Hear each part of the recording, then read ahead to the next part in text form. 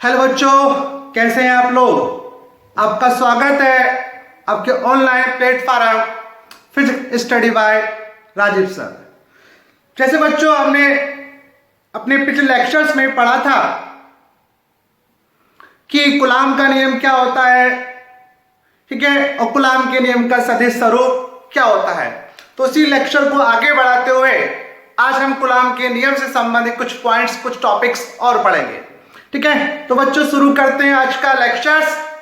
ठीक है बच्चों, देखिए जैसे आपको लास्ट लेक्चर में बताया गया था कि अगर कोई बिंदु आवेश है Q1 Q2 और यदि ये परस्पर स्मॉल r दूरी पर रखे हैं तो इन दोनों आवेशों के मध्य लगने वाला जो बल होता है F इजिकल टू होता है F इजिकल टू K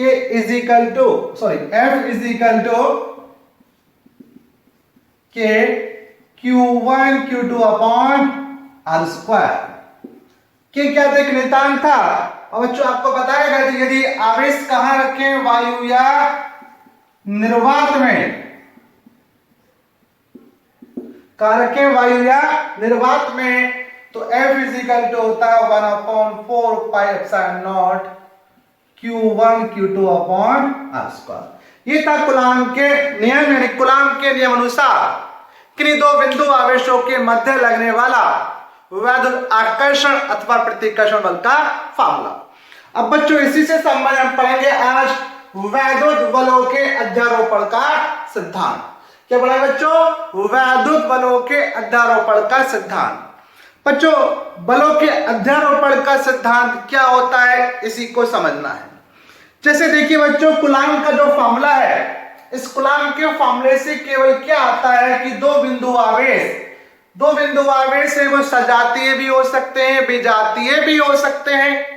तो उन दो बिंदु आवेशों के मध्य लगने वाला जो बल होता है वो ये होता है F equal to 1/4 pi epsilon not into Q1 Q2 upon R square. लेकिन अगर बच्चों आपको कोई आवेशों का निकाय दे रखा है, आवेशों का निकाय, आवेशों का समुदाय दे रखा है, आवेशों का समुदाय का मतलब उसमें दो से ज्यादा कई आवेश दे रखे हैं, दो से ज्यादा कई आवेश दे रखे हैं और उन आवेशों में से किसी एक आवेश पर बल पूछा गया है, तो उस न्यूमेरिकल्स को हम सॉल्व करते हैं बलों के अध्यारोपण के सिद्धांत से, बलों के अध्यारोपण के सिद्धांत से। ठीक है, तो बच्चों देखते हैं बलों के अध्यारोपण का सिद्धांत। जैसे मान लीजिए बच्चों एक आवेशों का समुदाय है, सपोज करो यहां पे कई आवेश आपको दिए गए। मान लीजिए इस वाले पॉइंट पे आवेश रखा है, इस पे मान लीजिए इस पर आवेश रखा है Q1, इस पर आवेश रखा है Q2, इस पर Q3, Q4, Q5, Q6 और ये Q7। ठीक है, Q1 Q2 Q3 Q4 Q5 Q6 और ये Q7। इस पे कई आवेश रखे हैं और आपसे पूछा जाता है इनमें से किसी एक आवेश पे बल पूछा जाता है। बच्चों देखिए एग्जाम की दृष्टि से बहुत इंपॉर्टेंट टॉपिक्स है, क्योंकि एग्जाम में इस पे जो न्यूमेरिकल्स आते बहुत पूछे जाते हैं। ठीक है, तो बिल्कुल शांत दिमाग से समझना है, सब कुछ क्रिस्टल क्लियर हो जाएगा धीरे धीरे। ठीक है, तो यहां पे हमें आवेशों का समुदाय दिया गया है और इस समुदाय में उपस्थित किसी एक आवेश पे बल पूछा गया है। मान लीजिए Q1 पे बल पूछा गया है। ठीक है, तो बच्चों बलों के अध्यारोपण का सिद्धांत क्या होता है, देखिए बलों के अध्यारोपण का सिद्धांत है यानी कि किसी आवेशों के समुदाय, किसी आवेशों के समुदाय में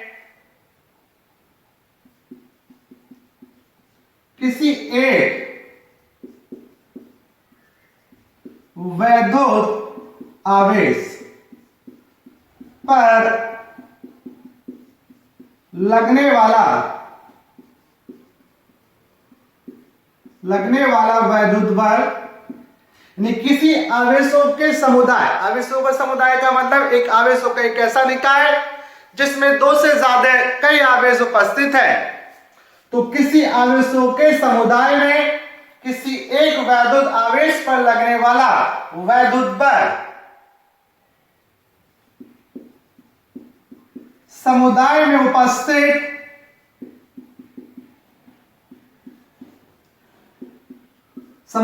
उपस्थित अन्य आवेशों का मतलब बच्चों कि जिस आवेश पे आपसे बल ज्ञात करना है उसके अलावा उस समुदाय में जो भी आवेश उपस्थित है। ठीक है बच्चों, तो एक वैद्युत आवेश पे लगने वाला वैद्युत बल समुदाय में उपस्थित अन्य आवेशों के कारण लगने वाले भिन्न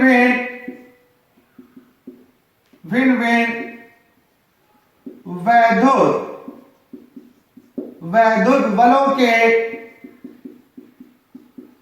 सदिश योग के बराबर होता है।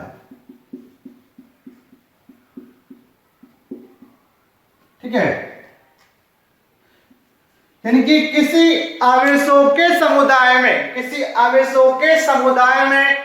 आवेशों का समुदाय का मतलब जिसमें दो से ज्यादा कई आवेश हो सकते हैं, 3 हो सकते हैं, 4 हो सकते हैं।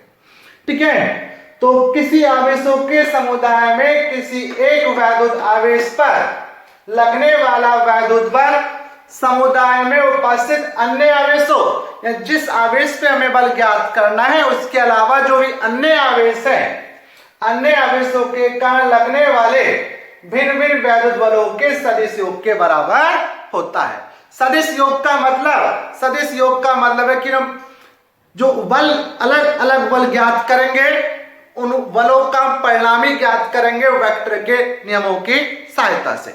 जैसे मान लीजिए बच्चों एक आवेशों का समुदाय है, इसमें यहाँ पे 7 आवेश दिए गए हैं और यहाँ पे आवेश है Q1, Q2, Q3, Q4, Q5, Q6, Q7 और आपको Q1 पे वैद्युत बल ज्ञात करना है। तो देखिए यानी Q1 पर आरोपित परिणामी बल, तो Q1 पर आरोपित जो परिणामी बल होगा इस आवेश के अलावा यहां पे जितने भी आवेश उपस्थित हैं वो सबके सब इस पे बल लगाएंगे, यानी Q1 पे Q2 भी बल लगाएगा, Q3 भी बल लगाएगा, Q4 भी लगाएगा, Q5 भी लगाएगा, Q6 भी लगाएगा और Q7 भी लगाएगा। ठीक है, मान लीजिए Q2 के कारण Q1 पे बल लग रहा है F12, Q3 के कारण बल लग रहा है F13, Q4 के कारण बल लग रहा है F14,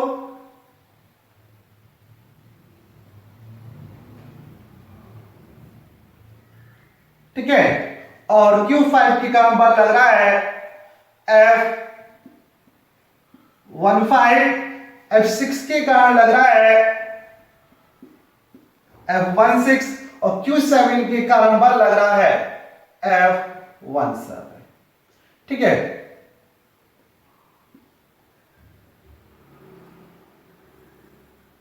इस प्रकार से।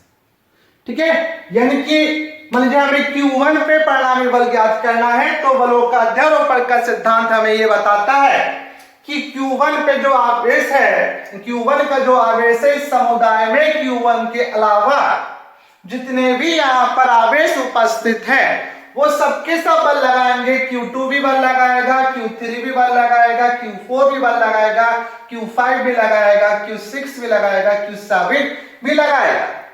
जैसे माना Q2 के कारण Q1 पे बल F12, Q3 के कारण F13, Q4 के कारण F14, Q5 के कारण F15, Q6 के कारण F16 और Q7 के कारण F17 है।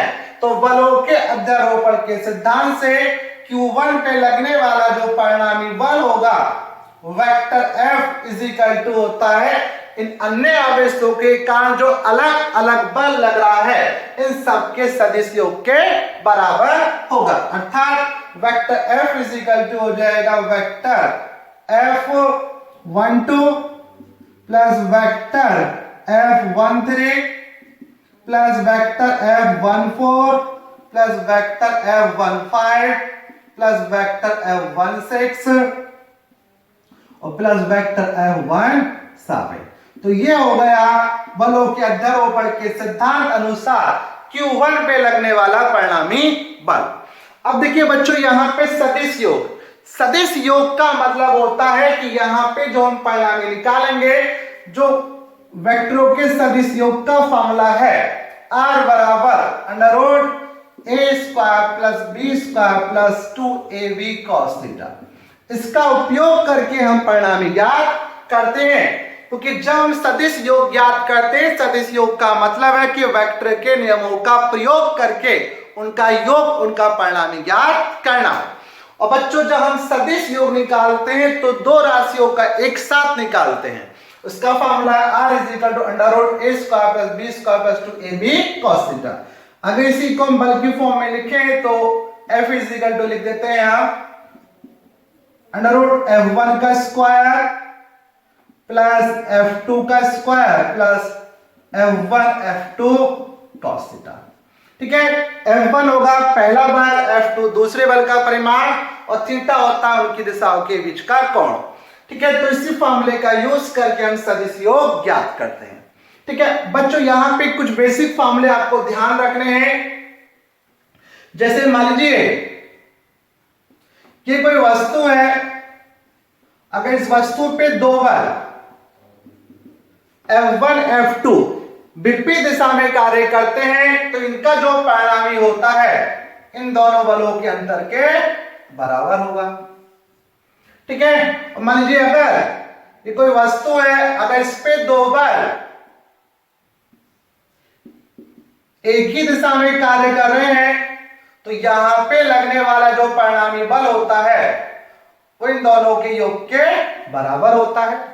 ठीक, और मान लीजिए अगर किसी वस्तु पर दो बल F1 और F2 एक दूसरे के लंबवत कार्य कर रहे हैं, लंबवत का मतलब 90 अंश के कोण पे कार्य कर रहे हैं, तो यहां पे जो उनका परिणामी होता है वो होगा अंडर रूट F1 का स्क्वायर F2 का स्क्वायर। तो ये जो तीन सिंपल फार्मूले हैं मोस्टली इसी से सवाल हो जाते हैं सभी, तो ये फार्मूले आपको सदिश योग के ध्यान रखने हैं। अगर बल एक ही दिशा में आ रहे हैं, दो बल एक ही दिशा में आ रहे हैं तो उनका जो सदिश योग होगा, उनका जो परिणामी होगा उन दोनों के योग के बराबर होगा। ठीक, और यदि दो बल एक दूसरे की विपरीत दिशा में, एक दूसरे के परस्पर विपरीत दिशा में कार्य कर रहे हैं तो उनका जो सदिश योग होगा, उनका जो परिणामी होगा वो उन दोनों के अंतर के बराबर होगा। ठीक है बच्चों, और यदि दो बल एक दूसरे के लंबवत कार्य कर रहे हैं अर्थात 90 अंश पे, एक इधर की ओर, जैसे मान लीजिए एक इधर की ओर और एक ऐसे लंबवत कार्य कर रहे हैं तो उन दोनों का जो सदिश होगा, उन दोनों का जो परिणामी होगा वो होता है F is equal to under root F1 square plus F2 square. विपरीत का मतलब ये जो फार्मूले आते हैं तीन शॉर्ट फार्मूले, इसी जो हमारा मेन फार्मूला है सदिश योग का उसी से ही आता है। विपरीत दिशा में कार्य करने का मतलब इनके बीच का एंगल 180 डिग्री, तो cos 180 माइनस 2ab हो जाता है, तो ये फार्मूला आ जाता है। और एक ही दिशा का मतलब है कि उनके बीच का एंगल कितना है 0 डिग्री, और लंबवत का मतलब दोनों बलों के बीच का एंगल कितना है 90 डिग्री। ठीक है, तो जब भी हमें बलों के अध्यारोपण के सिद्धांत से किसी एक आवेश से बल निकालते हैं तो पहले क्या करते हैं कि उस जिस आवेश पे हमें बल पूछा गया है उसके अलावा जितने भी आवेश समुदाय में हैं उन सभी के कारण अलग अलग बल ज्ञात करेंगे दिशा सहित। बलों की दिशा हम कैसे ज्ञात करते हैं इसको आपको पिछले लेक्चर में बिल्कुल क्रिस्टल क्लियर किया गया था। जिन बच्चों ने लास्ट लेक्चर नहीं देखा है तो प्लेलिस्ट आपके लिए बना दी गई है, तो उस लेक्चर को देखना, क्योंकि इसमें बलों की दिशा बहुत बहुत इंपॉर्टेंट है। ठीक है, तो बच्चों बलों की दिशा ज्ञात करनी सभी से आनी चाहिए। ठीक है, तो यहां पे क्या करते हैं, जिस एक आवेश पे बल पूछा जाएगा समुदाय में, उसके अलावा जितने भी आवेश उपस्थित होते हैं उनके कारण सबके का अलग अलग बल ज्ञात करेंगे दिशा सहित, और फिर उन सब का परिणामी ज्ञात करेंगे अध्यारोपण के सिद्धांत से। परिणामी कैसे ज्ञात करेंगे, हम दो दो का युग्म बनाकर और इन फार्मूलों की सहायता से उस आवेश पे लगने वाला परिणामी बल ज्ञात कर देते हैं। अब बच्चों देखिए यहां पे इस बलों के अध्यारोपण के सिद्धांत से स्क्रीनशॉट लेना चाहते हैं, स्क्रीनशॉट ले सकते हैं। ठीक है, थोड़ा सा और समझाना है इसके विषय में अभी, हो गया। देखिए अब बच्चों इस पे जो न्यूमेरिकल्स आते हैं उसमें थोड़ा सा समझ लीजिए किस टाइप के आते हैं।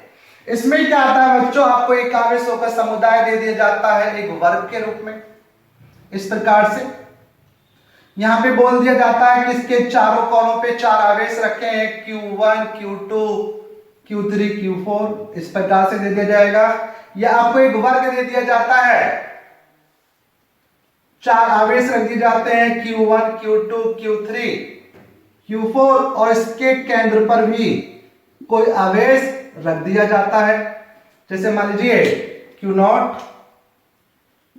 इसी प्रकार से आपको दे दिया जाता है, ठीक है, एक त्रिभुज के रूप में एक त्रिभुज दे दिया जाता है, उसके कोनों पर आवेश रख दिए जाते हैं Q1 Q2 Q3। या एक त्रिभुज दे दिया जाता है, कोनों पे आवेश रख दिए जाते हैं और इसके सेंटर पे भी आवेश रख दिया जाता है। और किसी एक आवेश पे आपसे बल पूछा जाता है। ये सभी सवाल आपके एग्जाम में आए हुए हैं और मोस्ट इंपोर्टेंट है। अब ये जो न्यूमेरिकल्स होता है बच्चों बलों के अध्यारोपण, जैसे मान लीजिए यहां पे आपसे पूछा है कि Q1 पे बल ज्ञात कीजिए, तो बलों के अध्यारोपण के सिद्धांत से हम पहले Q1 पे बल पूछा है, मान लीजिए हमें Q1 पे बल ज्ञात करना है, तो बलों के अध्यारोपण के सिद्धांत अनुसार इस Q1 पे कौन सा आवेश बल लगाएंगे कि इसके अलावा जितने भी आवेश है ये भी बल लगाएगा, ये भी बल लगाएगा और ये भी। तो पहले Q2 के कारण बल, Q3 के कारण बल, Q4 के कारण बल ज्ञात कर लेते हैं दिशा सहित, और फिर उन तीनों का परिणामी ज्ञात करेंगे दो दो का यूज करके, अर्थात तो वेक्टर का फॉर्मूला है उसका उपयोग करके। ठीक है, यानी कि F equal to F1 square F2 का square plus 2F1 F2 cos theta. और इसके जो आपके शॉर्ट फार्मूले आपको बताए गए तीन, मोस्टली सब उन तीन फार्मूलों से ही हो जाते हैं, उनका यूज करके इस पे हम लगने वाला परिणामी बल ज्ञात कर लेते हैं। जैसे इस टाइप का सवाल आता है कि आपको वर्ग के केंद्र पर रखा आवेश Q0 है, इस पे परिणामी बल ज्ञात कीजिए, तो ये भी बलों के अध्यारोपण के सिद्धांत से होगा। बलों के अध्यारोपण के सिद्धांत अनुसार Q2 पे कौन कौन सा आवेश बल लगाएगा, इसके अलावा जो भी यहाँ पर आवेश उपस्थित है सब बल लगाएंगे। Q1 भी बल लगाएगा, Q2 भी बल लगाएगा, Q3 भी लगाएगा और Q4। तो यहाँ पे जो परिणामी बल होगा इन चारों के कारण जो अलग अलग बल लग रहा उनके सदिश योग के बराबर। जैसे ये भी आया हुआ है, जैसे आपसे पूछ लिया Q1 पे परिणामी बल ज्ञात कीजिए, तो Q1 पे कौन सा आवेश बल लगाएगा, इसके अलावा जितने भी आवेश है सब बल लगाएंगे। Q2 बल लगाएगा, Q3 भी बल लगाएगा, तो यहाँ Q1 पे जो परिणामी बल होगा वो इन दोनों के सदिश योग के बराबर। सदिश योग का मतलब है कि दिशा सहित उनको जोड़ना, अर्थात वेक्टर के नियमों का, वेक्टर के फॉर्मूले का यूज करके जोड़ना। जैसे मान लीजिए इस सेंटर पे Q0 रखा था, इस पे बल पूछा है, तो इसके अलावा यहाँ पे कितने आवेश तीन, तो ये भी बल लगाएगा, ये भी बल लगाएगा, ये भी बल लगाएगा, और यहाँ पे परिणामी जो बल होगा इन तीनों के कारण जो अलग अलग बल लग रहा है उनके सदिश योग के बराबर। तो बच्चों ये होता है बलों के अध्यारोपण का सिद्धांत। आई होप सब कुछ क्रिस्टल क्लियर हो गया होगा बच्चों। जैसे ही चैप्टर्स कंप्लीट होता है उसके बाद आपको न्यूमेरिकल्स कराएंगे, तो ये बिल्कुल टॉपिक जो होगा आपका बिल्कुल क्रिस्टल क्लियर हो जाएगा। ठीक है बच्चों, तो बच्चों देखते हैं फिर नेक्स्ट टॉपिक।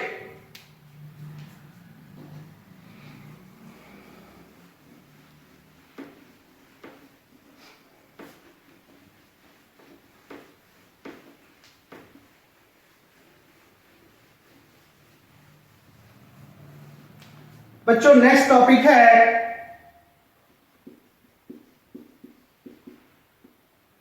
आवेश का सतत वितरण। आवेश का सतत वितरण। बच्चों आवेश का सतत वितरण का मतलब कि जब हम किसी वस्तु को आवेशित करते हैं, जब किसी वस्तु को आवेशित करते हैं, आवेशित करने का मतलब जो उसको आवेश देते हैं, तो जो आवेश दिया जाता है उस वस्तु पर एक समान रूप से क्या हो जाता है, वितरित हो जाता है। तो आवेश का सतत वितरण का मतलब है आवेश का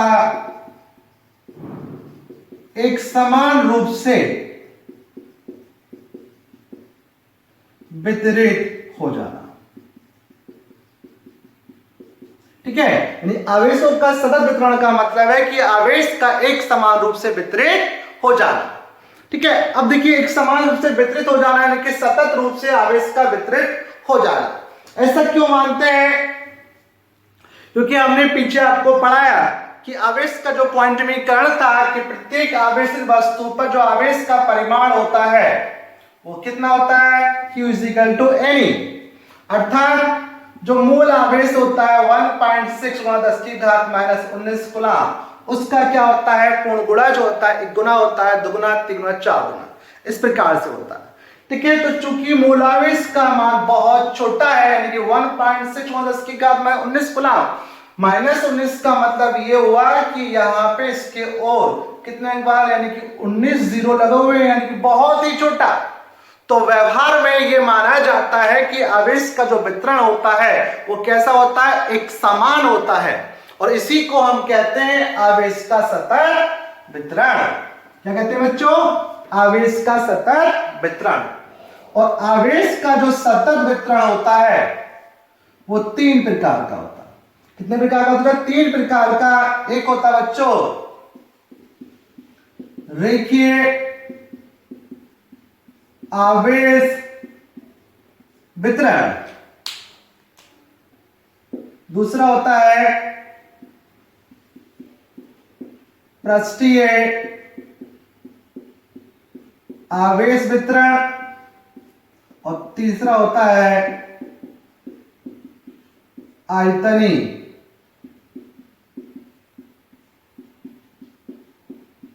आवेश वितरण।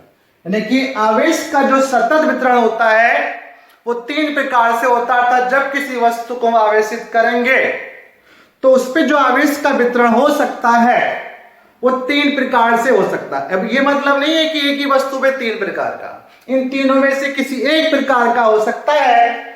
रेखीय आवेश वितरण हो सकता है, पृष्ठीय आवेश वितरण हो सकता है, और तीसरा होता है आयतनीय आवेश वितरण। इसी को हम एक बीमीय वितरण भी कह देते हैं। इसको क्या कहते हैं बच्चों, हम एक बीमीय आवेश वितरण, इसी को हम द्विविमीय आवेश वितरण कह देते हैं, और इसी को ही हम त्रिविमीय आवेश वितरण क्या देते हैं। ठीक है, अब बच्चों देखते हैं सबसे पहला रेखीय आवेश वितरण। ठीक है, देखिए रेखीय आवेश वितरण,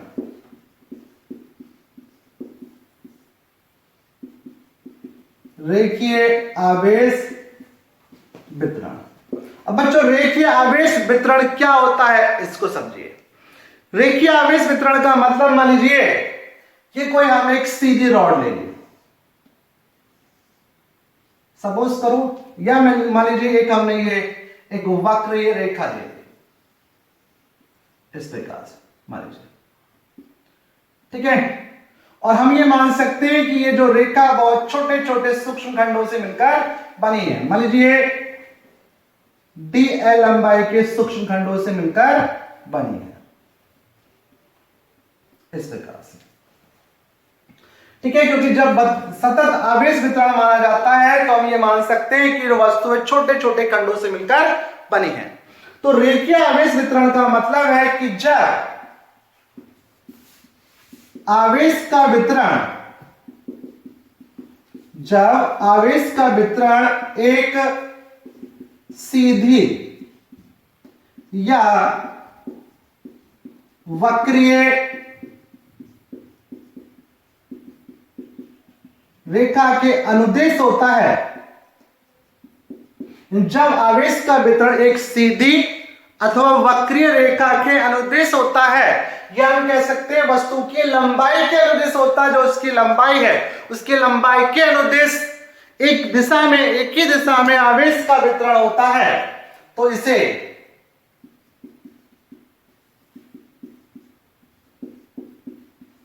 रेखीय आवेश वितरण कहते हैं। क्या कहते हैं बच्चों इसको? रेखीय आवेश वितरण। जब किसी वस्तु पर आवेश का वितरण एक सीधी या अथवा कह सकते हैं वक्रीय रेखा के अनुदिश होता है, उसकी लंबाई के अनुदिश आवेश बढ़ता है एक समान रूप से, तो इसको कहते हैं रेखीय आवेश वितरण कहते हैं। जैसे मान लीजिए कि सीधी रॉड है, तो जब इसको आवेशित किया जाएगा तो आवेश क्या होगा? इसकी लंबाई के अनुदिश एक समान रूप से क्या हो जाएगा? इस प्रकार से वितरित हो जाता है। या मान लीजिए एक वक्रीय छड़ है, जब इसको आवेशित किया गया तो आवेश क्या होगा? इसकी लंबाई के अनुदिश पूरी छड़ पर एक समान रूप से बढ़ जाता है, तो इसी को हम रेखीय आवेश वितरण कहते हैं। ठीक है। और बच्चों रेखीय आवेश वितरण की स्थिति में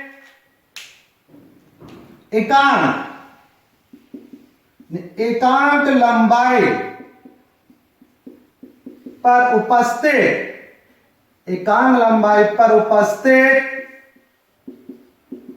आवेश की मात्रा को, यानी कि एकांक लंबाई पर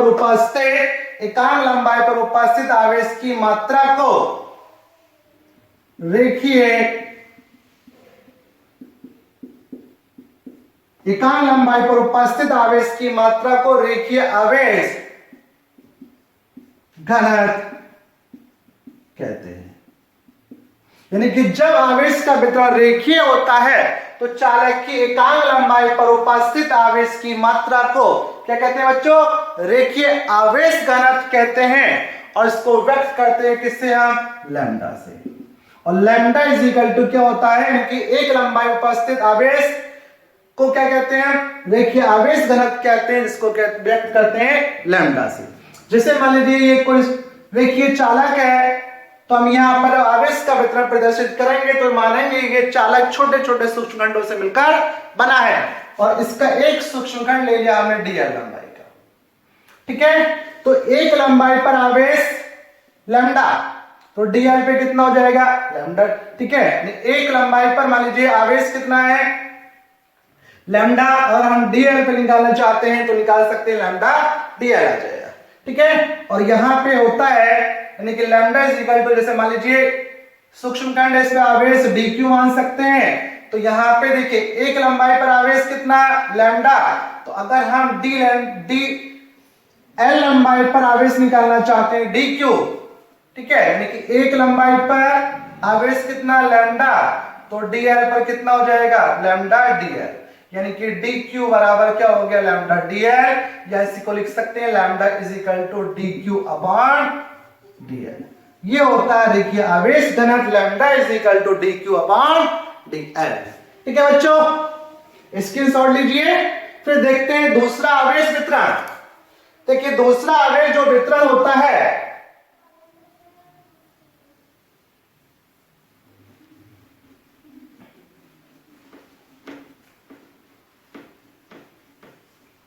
बच्चों नेक्स्ट आवेश वितरण है सेकेंड पृष्ठीय आवेश वितरण।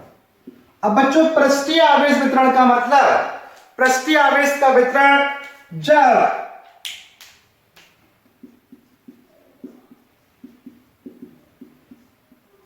आवेश का वितरण एक समतल अथवा वक्र पृष्ठ पर एक समान होता है।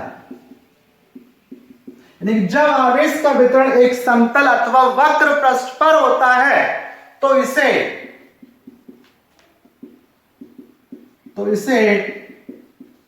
पृष्ठीय आवेश वितरण कहते हैं।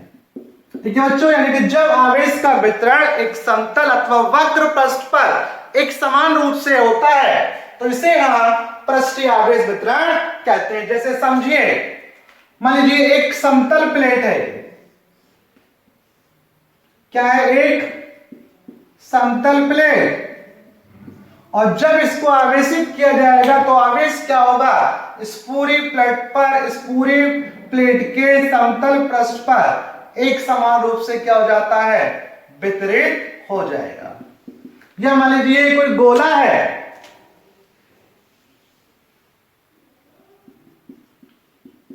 और जब इसको आवेशित किया जाएगा तो जो आवेश होगा इस पूरे गोले के पृष्ठ पर एक समान रूप से क्या हो जाएगा? वितरित। अब देखिए यहां पे गोला जो होगा वो कैसा माना जाता है? खोखला गोला होना चाहिए। बच्चों ध्यान रखना है, गोला कैसा होना चाहिए? खोखला। ठीक है, जो खोखला गोला है, खोखला चालक है, कोई गोलीय चालक है खोखला, तो जब उसको आवेशित किया जाएगा तो जो आवेश होगा उसके वक्र पृष्ठ पर, उसकी सतह पर एक समान रूप से क्या हो जाएगा? वितरित हो जाता है, और इसी को हम कहते हैं पृष्ठीय आवेश वितरण। और पृष्ठीय आवेश वितरण की स्थिति में एकांक पृष्ठीय क्षेत्रफल पर, एकांक पृष्ठीय क्षेत्रफल उपस्थित आवेश की मात्रा को पृष्ठीय आवेश घनत्व कहते हैं। क्या कहते हैं? पृष्ठीय आवेश घनत्व, यानी कि एकांक पृष्ठीय क्षेत्र पर उपस्थित आवेश की मात्रा को पृष्ठीय आवेश घनत्व कहते हैं। और बच्चों इसको व्यक्त करते हैं किससे? सिग्मा से। और सिग्मा इज इक्वल टू होता है TQ अपॉन DA। जैसे हम ये मान सकते हैं, ये कोई समतल प्लेट है तो हम ये मान सकते हैं कि जो समतल पृष्ठ है, समतल प्लेट जो है वो DA क्षेत्रफल के, DA मान सकते हैं, या DS भी लिखा होता है किसी बुक्स में। DA क्षेत्रफल के छोटे छोटे सूक्ष्म खंडों से मिलकर बनी है। तो इस सूक्ष्म खंड पे जो आवेश होगा, मान लीजिए एक लंबाई पे कितना? सिग्मा, तो यानी कि एक क्षेत्रफल पे सिग्मा, तो DA क्षेत्रफल पे कितना हो जाएगा? DQ बराबर होता है सिग्मा DA। ठीक है, तो ये होता है आवेश पृष्ठ घनत्व। अगर इसका हम यूनिट देखें, इसका मात्रक देखें, तो मात्रक कैसे आता है? उसके फॉर्मूले से DQ अपॉन A। Q आवेश, आवेश का मात्रक कूलम्ब, A क्षेत्रफल एरिया, और एरिया का मात्रक होता है मीटर स्क्वायर। तो ये हो गया इसका यूनिट, कूलम्ब प्रति मीटर स्क्वायर। तो बच्चों ये हुआ पृष्ठीय आवेश वितरण। अब देखते हैं तीसरे प्रकार का आवेश वितरण।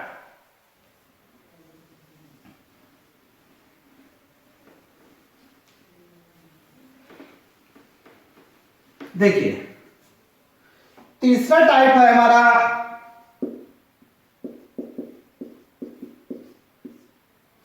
आयतनीय आवेश वितरण।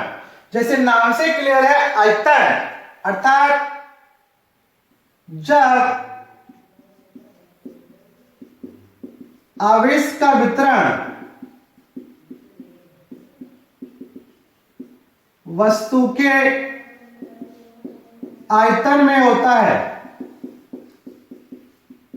जब आवेश का वितरण वस्तु के आयतन में होता है तो इसे हम आयतनीय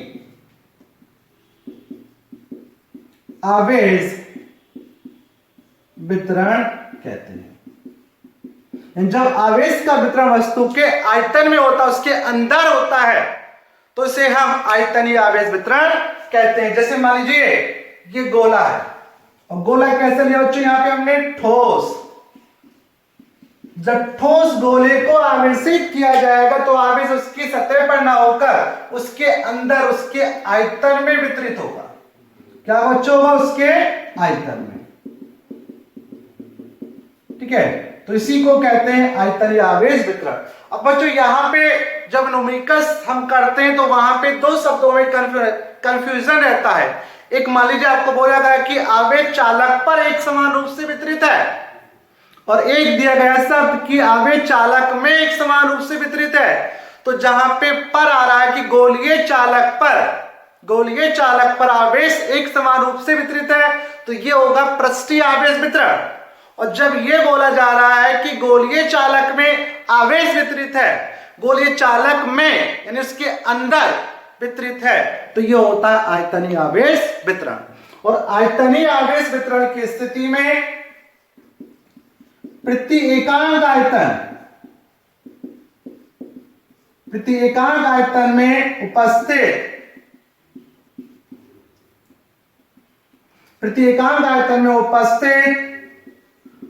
आवेश की मात्रा,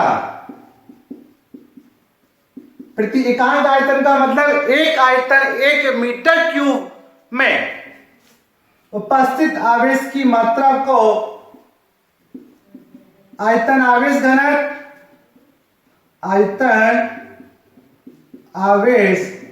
घनत्व कहते हैं, और इसे रो से व्यक्त करते हैं। किसे व्यक्त करते हैं बच्चों? रो से इसको व्यक्त करते हैं। किसे व्यक्त करते हैं? रो से। और रो इज इक्वल टू होता है dq अपॉन dv, यानी कि dq अपॉन dv। जैसे मान लीजिए एक गोला है, हम ये मान सकते हैं कि ये जो गोला है वो छोटे छोटे dq आयतन के, कह सकते हैं dq आयतन के खंडों से मिलकर बना है। तो अब एक आयतन पे रो हो गया, तो dv आयतन पे जो आवेश होगा वो कितना हो जाएगा? dq is equal to rho dv। तो ये होता है आयतन आवेश घनत्व। तो बच्चों ये हुआ 3 प्रकार से आवेश का वितरण। आई होप आपको सब कुछ क्रिस्टल क्लियर हो गया होगा। ठीक है बच्चों, तो आज का लेक्चर यहीं पे समाप्त करते हैं। ठीक है, और बच्चों जिन बच्चों ने मेरे चैनल को सब्सक्राइब नहीं किया है तो चैनल को सब्सक्राइब कर लेना। ठीक है, और वीडियो को लाइक करना। ठीक, इसके साथ साथ बच्चों अपने नोट्स बनाते चलना मेरे साथ साथ। ठीक है, थैंक यू, धन्यवाद।